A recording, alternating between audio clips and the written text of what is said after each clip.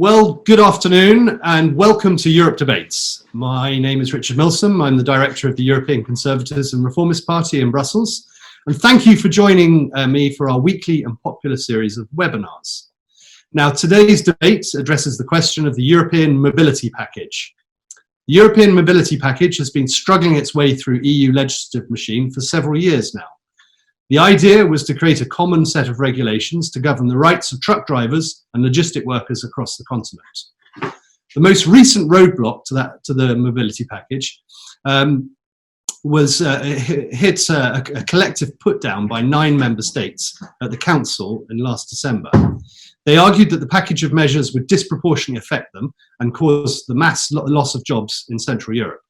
Bulgaria, Romania, Poland, Hungary, Latvia, Lithuania have opposed the changes, which Central European countries now call the Macron package, after the French president, who was one of the driving forces behind the proposal. Today, we shall discuss the mobility package and how it will disproportionately affect particularly those Central Europe countries. Now, this webinar is live streamed across multiple platforms, including YouTube, Facebook, and Twitter, and on our website. And we're very grateful to the many people that have registered and will be joining us and follow this debate live. And I would encourage all of you to please use the comment sections to ask questions which I can relay to the panel. So let's get it started. We did request a member of the Commission to attend this panel. However, unfortunately, none of them agreed to participate. Nevertheless, we have 3 distinguished members of the European Parliament, all of whom sit on the Transport Committee. And I would like to invite our panel to each give a 5-minute introductory remark, starting with our first panelist, Dr. Robert Zīle. Now, Dr. Robert Zīle is a Latvian economist and politician, member of the European Parliament for the National Alliance, a free market national conservative party in Latvia. He sits on the European Conservatives and Reformist Group, of which he is a vice chairman, and currently Roberts is a member of the Economic and Monetary Affairs Committee, the Transport and Tourism Committee, and the Delegation for Relations with China. So, Roberts, good afternoon to you. Thank you for joining us. And perhaps you could off with outlining what the mobility package is proposing. Yeah, good afternoon, everybody who is listening, and thank you, Richard, for the introductory words. I would like to start with the points that European Conservative Reformist family, among our 10 points in Prague Declaration when we established the European Conservative Reformist Group. One of the most important was that we are in a favor of real single market for European Union, which is a base for European Union, actually, to our opinion. And this legislation mobility package exactly shows how many problems still exist in a real single market in a road freight transport. For years, there was a kind of fragmentation of this market. It was different attempts in legislation. Some of them I remember even from times when we are not yet members of European Union. Just a few years before Latvian accession, I was Minister of Transport. At that time, there was some obstacles done on technical, legal level not to come to compete in so-called unfair competition levels to Western countries. There is the biggest market for road freight, of course. And we are looking back now, as you already mentioned, Macron, he was Minister of Economy at that time. He made the Macron law, which was the same, actually, which is a base for mobility package, which coming from France, actually. This is the so-called fight for the social rights of drivers on tracks. In reality, of course, we understand that it was a regaining of the market for French companies that time and from other companies in the Western Europe for nowadays. And it was made like a draft of European Commission legislation, which was submitted many years ago, I think 2 or 3 years ago, to the Council of Parliament. We debated. It was one of the hottest issues last Parliament as well, and it was still a hot issue during this winter when we finalized debate with the Council. And Council also was already divided, as you rightly described. The 9 member states were against of this issue. But there was also interesting stories that how it was divided. For example, there was a situation how was divided Central Eastern European member states on a Council level and also here in the Parliament. We can expect that the Czech Republic members and also Slovaks initially was on our line with Romanians, Bulgarians, Polish, Latvian, and all Baltic state politicians, and at the end they were on the other side because there was just technically open some opportunities for them to work in neighboring markets like Germany, particularly in Austria, which was okay for them. So, and they had some comparative advantages to other Eastern Europeans from the much further geographical point. So that is how it works in politics here in the European Union. And if we are looking also from the result of this package, which was very close to the final stage, we just again lost the vote in a transport committee. That means next month plenary, final point, and then it would be 18 months before it will become in force. So that's why I think we have to point just a few issues. The first one is, if we are speaking only about aims of this package, was social rights of drivers. But if we are looking for rules, like, for example, a returning of empty trucks to the countries where they are registered, they have a number plate, every 8 weeks. That means a driver from Latvia working somewhere in the Iberian Peninsula, Portugal, Spain, France, on international transfers, not on cabotage, but on international, they have to return even empty 3,000 kilometers, 4,000 kilometers with a huge emissions of CO2 without any economical sense, which is, I think, just disaster. So, and environmentalists, even Green Party, are very happy with this situation. Actually, shows that there was not the main aim. And the second issue is, of course, pandemic, which was a new one.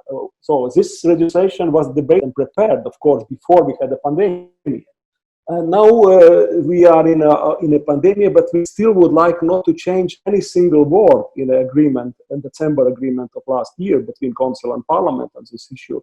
Even if we know that for drivers from health issue, from epidemiologist issue, there is a much more safe to sleep in a car, in a truck, in a modern truck, which is much more comfortable than to sleep in a hostel with 4 or 5, or even sometimes drivers from different countries during the night, and to share all this water supply issues, things like that. This is really can create problems.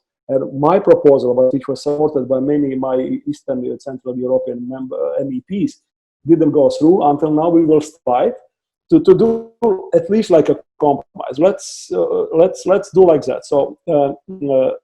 Even if this legislation will come in force, it should be extended to come in force for 3 years instead of 1.5 years. And in those 18 months, the European Commission has to make a serious impact study on the health issue with the current text and paragraphs and rules in a mobility package. In that case, we will be honest to the same drivers, truck drivers, to think about their health issues. And maybe we have to revise some issues on a base of studies done by the European Commission. Currently, we are not heard neither by the Council on this proposal, or neither by our Western member states, MEPs and Parliament here. So, but we will try to do it one more. Also, I think with the media, and thank you for organizing this event on this issue. We will continue to reach some other international media on this issue, and perhaps we will hear some more MEPs to our position. Thank you. Thank you very much, Dr. Roberts. There's some very interesting points there, and I want to return to the COVID issue. But before I do that, let me introduce our next panel member, Angel Jambati. Angel is a member of the European Parliament since 2014, Vice Chair of the IMRO party in Bulgaria. He sits on the Legal Affairs Committee, the Transport and Tourism Committee delegation to EU North Macedonia Joint Parliamentary Committee, and was formerly a member of the City Council. Now, I know he joins us from a rainy Brussels today, but before we get into the COVID thing, perhaps you could give us a view from Bulgaria and how you see these measures so disproportionately affect you in your part of the world, in the south of Central Europe. Hello. Good afternoon, Richard. Good afternoon to other honorable members and members of ECR group. Yes, measures taken after the pandemic and during the pandemic are in transport sector very important and interesting, because they are totally opposed what is mobility package. Robert's already mentioned that now all the drivers are obliged to sleep into the cabin. Now the drivers are obliged to work 9, 10, 11 hours and they are forced by our Western counterparts to work and to deliver their goods. So it's very ironic that now, during the pandemic, drivers from eastern part, from Central European countries and Baltic countries, Baltic states, in some way are working totally against the so-called mobility package rules. And now our Western counterparts, they want this from them. They are supporting this way of working.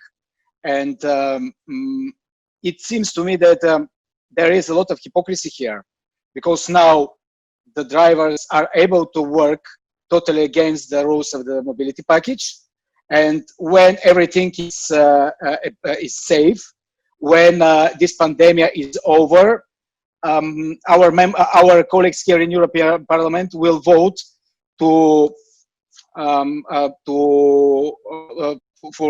this new proposal, which will apply new stricter rules. Under the mobility package, truck drivers will be obliged to sleep in a hotel after the first 6 nights of sleep in the cabins. Under the mobility package, truck drivers will be required to return to their country of registration once every 4 weeks, and then trucks will have to return to the country where the company is based at least once every 8 weeks. You can notice that this mobility package, this so-called Macron package, is, let's say, frankly speaking, protectionist and discriminatory, because it favors Western hauliers and it is strictly against the interests of the hauliers from Eastern Europe, Baltic states, and Central Europe, all the countries who are not, which are not in the core of the European Union. They call this social dumping. We call this competition. As Robert's already explained, we want to keep maybe one of the most reasonable course of the European Union single market alive. We want to follow the rules of this free single market competition. And there are a number of other issues, but maybe later in the discussion we can discuss the issue of returning, so-called Green Deal, because our opponents, they are very vocal in favor of this so-called Green Deal, and they will force maybe more than 700,000 lorries, trucks, to travel empty. It will be maybe 3.2 million tons of carbon dioxide per year more, and they try to say that this is ecological and this is Green Deal. No, this is hypocrisy. But we'll stop here, and I hope we will discuss this later. Thank you, Richard. Well, thank you very much, Angel. And yes, I very much intend to get on to the climate policies and Green Deal as well. But thank you for that. Let me now move to Poland, to Kosmina Zlotowski, who is a Polish member of the European Parliament for Law and Justice. He was formerly a journalist, television producer, editor before election as a Polish member of Parliament for 2 terms, and member of the Polish Senate for 1 term. So he has huge breadth of experience. In Brussels, he sits on the Transport and Tourism Committee, and also the EU, Armenia, Georgia, Azerbaijan parliamentary delegation. So good afternoon to you, Kosmina. Thank you for joining us. Good afternoon. It was not very easy to join you. No, technical problems. Now, Poland is a large country with an important transport sector. Perhaps you could give us, to start off with, a view from Poland on the mobility package, and also, how COVID has affected how you see this going forward. Well, thank you very much. Good afternoon to you and to everybody who is looking at our discussion. Well, from our point of view, the mobility package is dividing the common market. It divides the common market to East and West, to Central Europe and um, far countries as Ireland or Malta.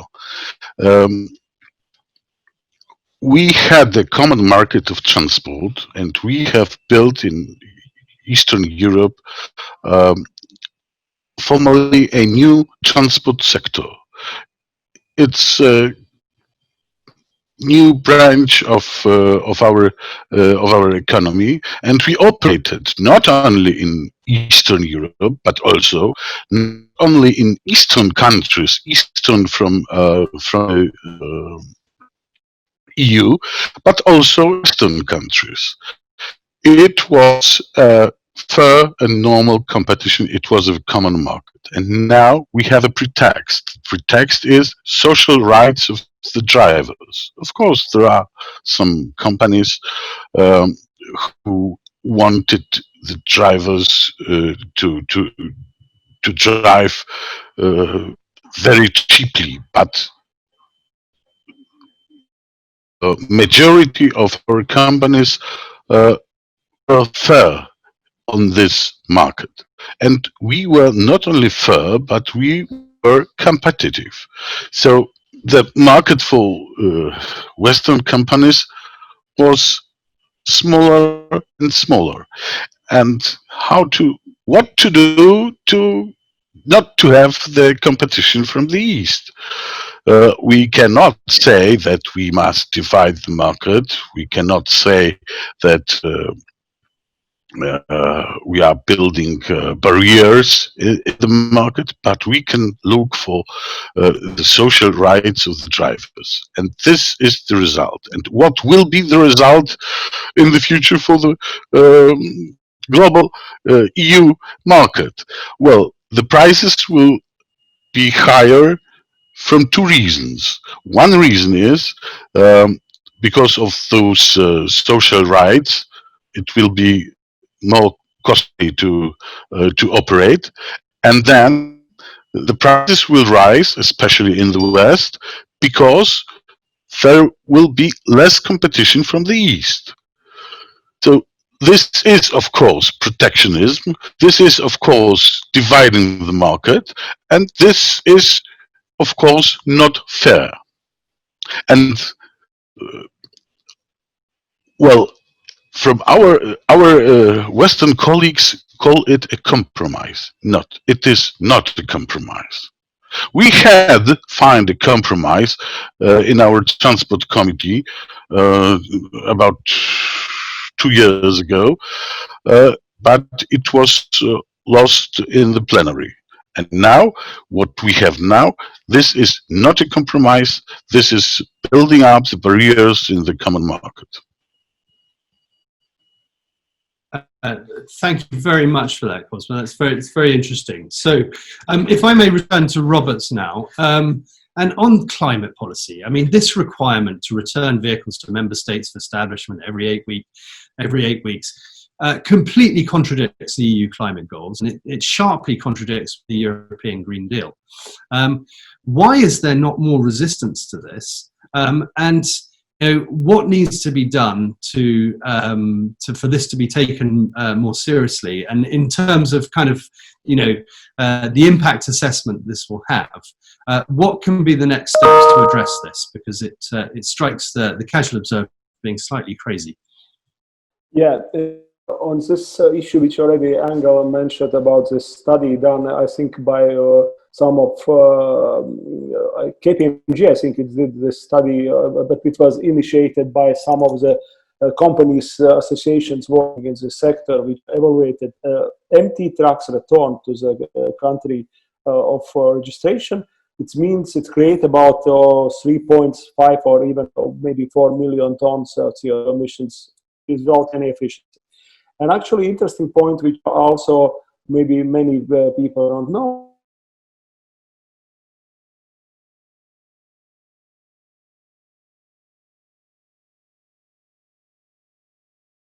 was already new commission approved, and commissioner was excluded from trialogue during the night, actually. and she was pretty angry, transport commissioner, on this issue. And later on, as far as I know, college approved some kind of reservation on empty trucks driving out, and they will do some impact studies. But of course, on the council side, there was majority of decision to put these rules for every 80 weeks to return of trucks. So I think we still have some opportunities to play. Interesting also the Greens, Green Party in the parliament in the previous legislature where we debated this issue. They were on the side of Central and Eastern Europe, Europeans, and they were against that draft which was on the last months of European Parliament, the previous legislature. After elections, they have changed the positions.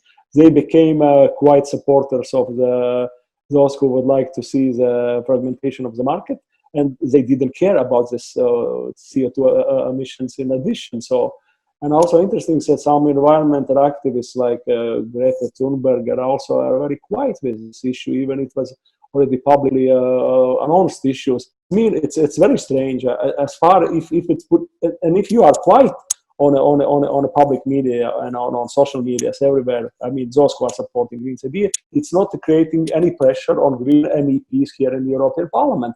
And this is how it works. So just be silent on issues which are not very convenient for your political goals, and that's it. And then you succeed. And if it will not be done in the nearest few weeks, the same like this issue about what I mentioned about the health issue, in a new situation, which is not well invented at all. What can create for truck drivers, what kind of risks for their health if it will be not changed at all. So I think silence is the best political argument in that case, just to pass it, and then we will see. So who would be guilty if the situation with the CO2 emissions would be bad, or if truck drivers, in case if the pandemic will come again with the second or third wave in the future. So I don't want to see it, but if it can happen, it can create additional problems only because we didn't want to listen each other and didn't change the legislation which was done on a different situation.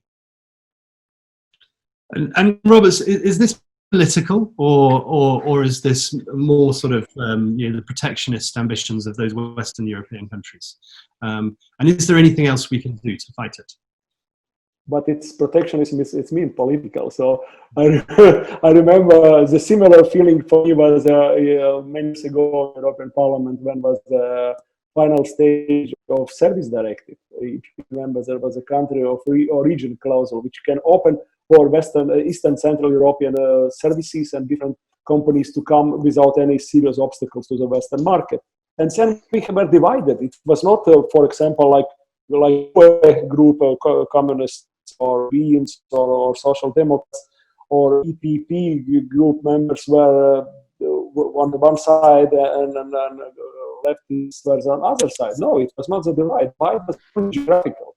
And it shows this is again exactly the same case. It's pure geographical divide. It's not political divide, but at the same time we can say protectionism is also a political issue. But it's based not on political views on liberal market or are you pro single market or against. It's just a so-called let's do good for my country, either trade unions or for employers. In that case, they are united, employers and trade unions on a road college market, western part of European Union. Okay, thank you, Robert. So Angel, I mean, are there any other negative effects with regards to the proposals and the impact of driving empty cars around the continent? Of course, yes, of course. But let me add something to the answer Robert just said.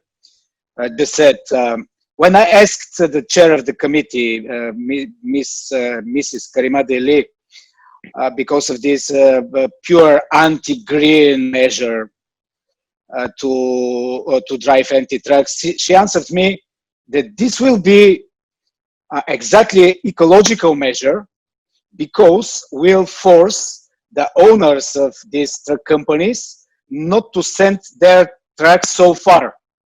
So this is ridiculous because if you want to have a transport company, you want to to send your trucks to move goods up and down to the continent. You don't buy trucks just to keep them in your backyard. You don't buy trucks just to move them around in your neighborhood. Your interest is to have as much as possible work and to deliver goods. So it's ridiculous, of course, but I believe that this measure to force the empty trucks to move up and down across the continent will push the prices up, the prices for the transport and the prices of goods in your local grocery, in your local market. All the prices will go up because all the owners of these transport companies, they will calculate the cost of the empty movement, so they will move their prices up for sure. And something to add, yes, I already mentioned this additional 3.5 million tons of carbon dioxide per year. Well, the return of the trucks and the driver, it's a visible attack against the freedom of movement. The freedom of movement was the core of the European Union. It seems to us that European Commission and this our opponents, European Parliament, they will demand to dictate to the driver where to go into a given time. It's like he is under some kind of home arrest or something like this. It's an attack against the base, the idea of European Union. And something very important, if Bulgarian driver, if Latvian driver, Polish driver is working for a German company, for example, he will be not allowed to go back to Poland, Litva, and Bulgaria. He will be forced to move to Germany because the company is registered in Germany. So it's again double standard, again against the basic civil rights of freedom of movement, visible and clear. Yeah, I mean, the provisional agreement contradicts the basic freedom to provide services within the single market, principle of free movement of workers. And Cosmo, and this particularly relates to limitations on cabotage and the excessive cooling off periods. And I guess, violations will be, there'll be punitive measures and fines and all sorts of other things that potentially will follow as well. But do you have the same view in Poland? Can you unmute, Cosmo? We can't hear you. Thank you. And now, yes, you can hear me. Yes, of course, we have the same view, and I support all this what was told by my previous speakers, of course. Well, the cooling off period. What does it mean? It means that you have a machine, and normally, normal market, you have a machine, and you are trying to explore it 24 hours a day. You have 2 or 3 workers who work with this machine because this is a mean of production. The same is with a truck. This is a mean of production. So you should explore it 24 hours a day. And you have now here cooling off periods. Cooling off periods because the machine, the truck, must have vacations. It is not combined with free market. This is the first thing. And the second thing is that if it will if it will go. So after 2 years, we have plenty of hauliers in Eastern Europe bankrupt, but there will be new attempts to build up new barriers in the common market. So we don't have now, but we will not have a common market in free market zone of United Europe. And if we don't have common market in EU, so do we have EU? Absolutely. I know. Yeah, that's a good point. Richard, if I may, I will continue on Cosmos, this one issue. If I may, sorry about you. What Cosmos said about that any kind of, in the transport sector, the same like in aviation, aircraft should fly 24 hours per day. And of course, there is some handling issues when it stops, but it should be short as possible. The same is in a road freight business as well. And Cosmo already rightly mentioned that the key point is for those who would like to create a fragmentation of the market. They would like to create more expenditures for East and Central European companies to be less efficient and not to come to this market. So this is indirectly the case. I remember then when we had the real aim came from a leader of trade unions from Belgium when we started debate mobility package some years ago. There was a hearing. And the leader of Belgian union said, look, can you imagine Portuguese truck drivers are coming port and taking our freight? So, or can you imagine this issue? So that means that there's some freight which belongs to Antwerp, and for Portuguese drivers, it's only port-to-port freight.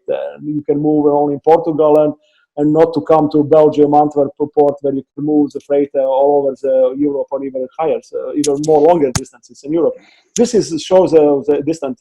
And also the definition of home of driver. Initial proposal from the Commission was driver have to come back to home. And then we debated for a long time what is home. And this is what Angel already mentioned for the Bulgarian driver who work for German company. He has to not go to Bulgaria on expenditures of employers, but have to go to Germany. And there was this is crazy issue. It reminds me. Well, it's in some sense also my youth time under Soviet occupation. So there was some famous song which says that, look, my address is my home is not the address and not the street, but my address is all your Soviet Union. So then we can say, oh, look, at least for the truck drivers, please allow to choose where he wants to spend his free time as a union, where is the Schengen area existing. So, for example, for most of the countries. And it was not determined like that. And of course, if driver would like to return to home to his family, if he has a family, so it should be done on a cost of employer. Or if he doesn't want to go and he has a girlfriend in the same country where he is not far from his work, where he's operating, so it's also his option. So, but unfortunately, this was not taken into account because key political pressure was create more not necessary expenditures for the hauliers. Richard, if I may, Sure. I want to add something. Thank you. Speaking of cabotage, well, cabotage is much more important for our Polish colleagues and friends than for Bulgarian hauliers and drivers, but still, the measures for cabotage are so unfair as the others. So, can you imagine, for example, if we accept these measures for cabotage, we need, for example, to say or to ban Lidl or Billa or some kind of these Western supermarket big companies, to ban them from transporting Bulgarian tomatoes in Bulgaria, because this will be a cabotage, for example. Or to ban some kind of Brussels bank, for example, KBC, to transfer money from town of Sofia to town of Varna, because it will be a cabotage of money into Bulgaria. So if this will be the rule for the drivers, let's proceed further. let's ban banks, let's ban all the big Western companies to move any goods or money or anything into the sovereign countries, because this is cabotage. So you can see how ridiculous this is, and it sounds ridiculous. Once again, we are talking here about the hypocrisy, about the double standard. We are talking about the lack of competition and the pure protectionism and discriminatory measures against the hauliers from Baltic states, Central and Eastern Europe. Yeah, no, that's very interesting. Cosma, would you like to comment on cabotage, just to finish that section off, but also perhaps on the posting of drivers, and one thing we haven't mentioned, the new tachographs as well. Whether the new smart technology is going to work, is going to be fit for purpose and ready on time. Can we have you unmuted, Cosma? You're muted. No. Well, we have such a technology now. Of course, we can develop it, but it will first be very costly. And well, do we really need such a technology? We do need those technology only because of the mobility package. So this is a technology which has no right to be developed in a market relations, normal market relations.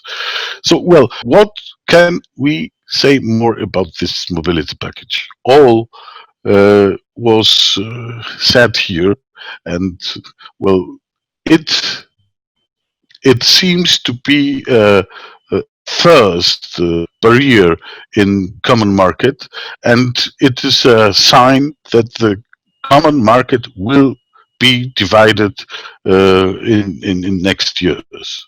So it is a fatal perspective for common market in United. No, you're absolutely right. It's a very worrying precedent. Now, we've got a few minutes left, so I'd like to give each of the panel members a sort of a final say. I guess the question to all of you really is, how do you see the solutions to fix these issues, and what comes next from the protests from those countries that have disagreed with that so far? So perhaps, Angel, you could give us a couple of minutes. Yes, Richard. I just want to add something. Listening to Cosma. As I mentioned in the beginning, truck drivers, under the rules of mobility package, truck drivers will be not allowed to sleep into the cabin. They will be forced to search for a hotel. But there is no such infrastructure in most of the Western countries. For example, in southern part of France, there are very few, I think 2 or 3 places with a hotel and secure parking lots. So mobility package will force thousands of drivers to use infrastructure does not exist. This infrastructure is not existing. There is no such a places. So can you imagine how will increase the cost of insurances, because you need to leave your load unsupervised and guarded. So it means that there are a lot of really stupid things here, and all this is because of let's say anti-market character of this proposal.